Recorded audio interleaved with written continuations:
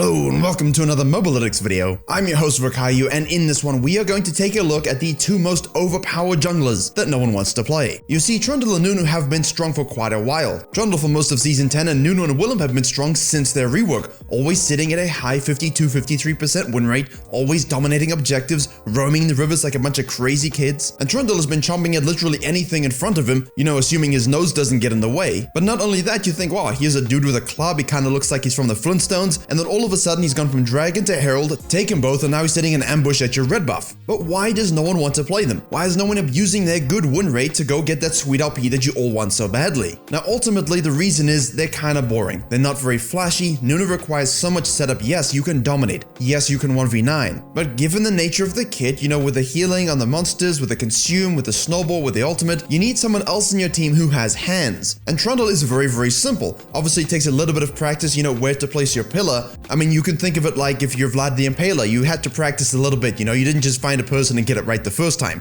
Same thing with Trundle's pillar, but ultimately he's a stat check champion. You press W, you run around in a circle, you get fast and attack speed, you get some more healing regeneration, you press Q and you chomp someone, and then all of a sudden, you're in a fist fight. You're a stat check champion. And we'll get to Nunu in a second, but let's focus on Trundle purely because he's actually been dominating pro play, and honestly he just has a bit of an outdated kit. It's dry, it's not very exciting, you often have no outplay potential, and as I just said, you can be gutted because of pro play. And here we go again. And this provides a general perception of simply being weak. The thing is, his win rate has been so good, and he's always been underestimated. I put him in my jungle tier list, Mobalytics put them in their tier list, Master Tier Plus Challenger players are all saying, hey guys, Trundle is a really good jungle, you need to play it. You can do damage, you can do tank, you can go super utility for peel, you absolutely demolish things like Ornn and Maokai, which most of you seem to hate. Why aren't you playing him? Maybe I can help you out here. Despite the underwhelming nature of his kit, as I said, it doesn't leave you much to be desired. You look at Lee Sin, you look at the Ferrari in the garage, you're like, you know what, that's great. Except the Ferrari in the garage isn't going to go harvest your crops. If you do that, please send me a photo, that's quite interesting. Trundle does. That's basically a weird metaphor of saying,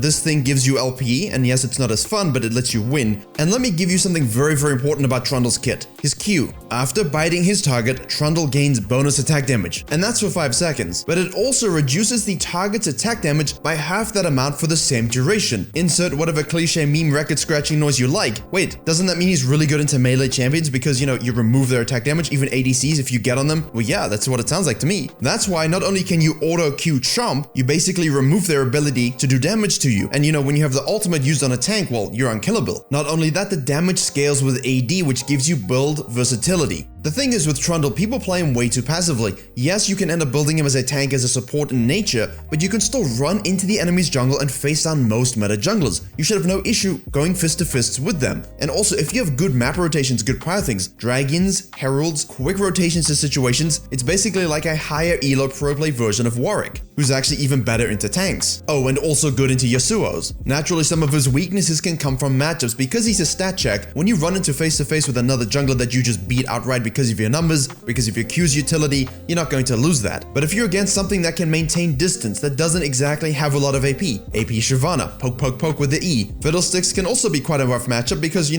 chomp him, what AD are you removing? Fiddlesticks basically has more negative AD than Kalista. Things like Sylas can do very well into him because, well, you just basically out-sustain, and you get to steal his ultimate. So it's not like he has, the best matchups of all time, he just beats a lot of things that are quite popular at the moment. Another downside is that you are forced into building that Tiamat. You need it to clear your camps efficiently and quickly. So early game, you're kind of looking for the buff of Gromp clear, into a gank, into an invade. You need to make your presence felt and known. You're not an AFK farmer. You're active. You're objective focused. And in your first back, you should get that Tiamat. That is absolutely fundamental. Now Krugs and Raptors are very easy for you. You've got another auto attack damage reset, and you can really get super fed early. He's quite snowball. You get a good gank off and get 2 or 3 kills from an invade as well. Now you need to dominate the rivers and the objectives, and you can do that with a very standard rune page. PDA, Triumph, Alacrity, Coup de Grace, you like to say it in North America, Nimbus Cloak, and Water Walking. Water Walking for even more mobility through the rivers as you dominate the map. Nimbus Cloak to help you chase down anything that really, irritates you. He's almost like a hippo jungler. And yes, you will see people say, hey, Tiamat into Warrior, into Triforce, into,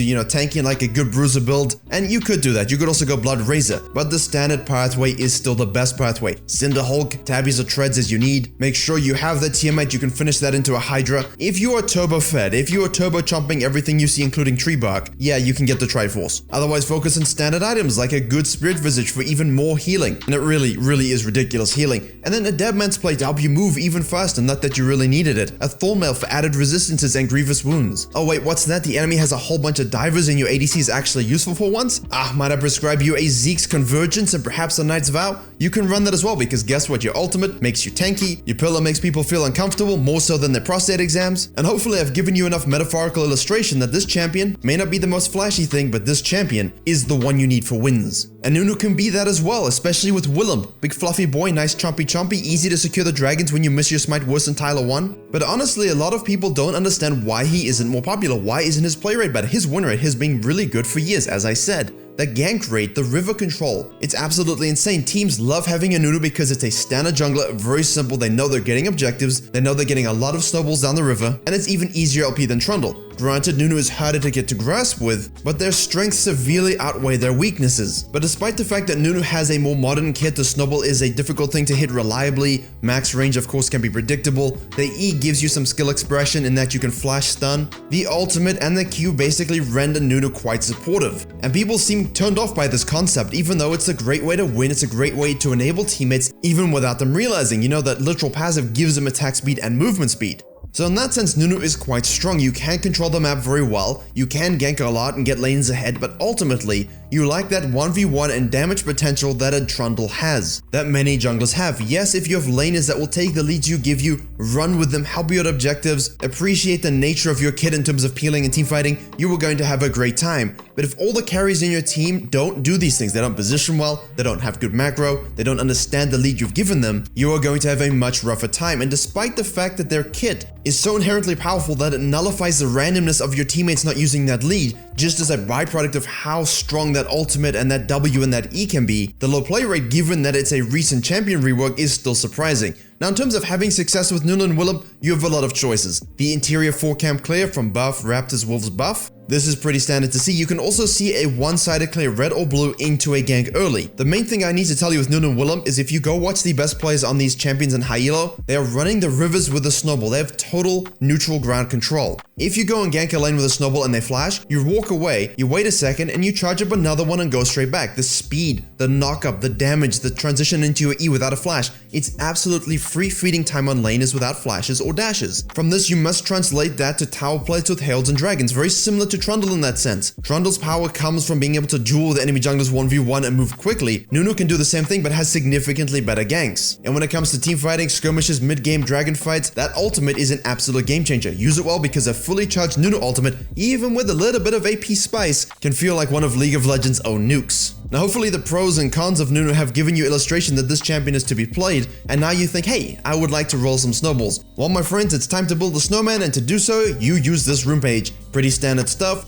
Aftershock, Font of Life, Conditioning, and Revitalize. Follow that up with some Celerity and Water Walking, and that's your absolute standard boilerplate Nunu page. There are some secondary pages with domination and other things that you can try, but we do advise starting with this one as you begin your adventure of roaming the rivers with impunity. Now for Nunu, the things get interesting when you start thinking about AP itemization. The ratios are pretty decent. A Runic Echoes into a Sunfire into Abyssal Mask, Frozen Heart, things like this can be really fun, but ultimately we're not looking for that kind of cheese. We're not looking for Predator builds. No, I'm shaking my head. No Predator builds if you want the free LP. This is what you run, and then you go straight into full tank. Cinderhulk, get the blue smite for slowing down even more so, trapping them in your E. What's that? You want to roll snowballs fast? Okay, have a Deadman's. You tired of being CC'd? Okay, Merc Treads. You want to heal even more? Okay, Spirit Visage. Have a Gargoyle Stoneplate, maybe some Grievous Wounds and Thornmail or an Adaptive Helm as necessary, and you're going to become an unkillable furry cuddly toy. But that's what we want because then you don't die, and when you are alive you can impact the outcome of games, and that therein is the power of this pick. Never die, disrupt so much that you tilt the enemy, gank so much that the Yasuo rage quits, and walk away with every single MVP. So yes, I understand why people don't want to play these champions. You don't want to be the support, you don't want to be something that's boring that doesn't have as much skill expression. But really ask yourself, what are your goals in League of Legends? You want to win and you want to climb, you want to improve. The knowledge required to have these champions be successful is greater than simply being something that's super strong that you get to face roll everyone. The skills you learn by playing these two champions and climbing with these two champions will translate to any champion and role that you play in the game. And as far as I'm concerned, as far as Mobalytics is concerned, that is a pretty good deal. Thank you very much for watching. I hope you were able to enjoy and learn something. Please do like, share, and comment if you did. Please go and enjoy some games with Trundle and Nunu. Consider subscribing to Mobalytics for all the exciting videos coming very soon. I've been your host Virkayu, and as always, I will see you all in the next video.